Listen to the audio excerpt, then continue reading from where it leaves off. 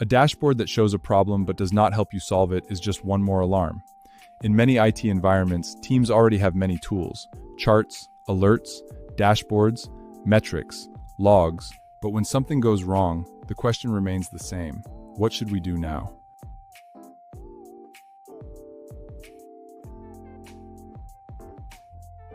Seeing a problem is important, but it is only the first step. If a service is exposed, who should act? If a permission is too broad, how do we fix it?